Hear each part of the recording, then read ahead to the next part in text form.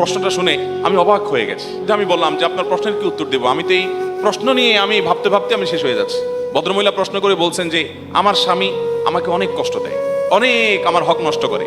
সে বাহির থেকে আসে, এসে মোবাইল টিপি রিমোট নিয়ে বসে, আমার দিকে তাকায়ও না, জিজ্ঞাসা করে না, অসুখ বিসুখ খেলাম কি মরলাম দেখা দেখি নাই, আমার কোনো হক সে আদায় করে না। আমি নামাজ পড়তে গেলেও সে ডিস্টার্ব করে।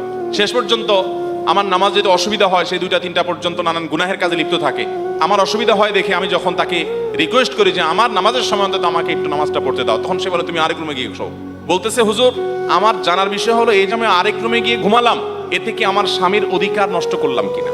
এই একই ভদ্র মহিলা আরেকটা প্রশ্ন করেছেন, বলেছেন যে আমার ছেলে আমার গায়ে, ভয়ঙ্কর একটা ব্যাপার। তো তিনি বললেন যে আমাকে প্রচন্ড করার পর খুব কেঁদেছি কষ্টের চোটে, যেহেতু কষ্ট হয়েছে সেজন্য আমি কাঁদলাম, আমার কাঁদার কারণে আমার সন্তানের কোনো ক্ষতি হবে কিনা হুজুর। তো আমি বললাম যে আপনার এই প্রশ্ন থেকে আমাদের সবার শেখার আছে।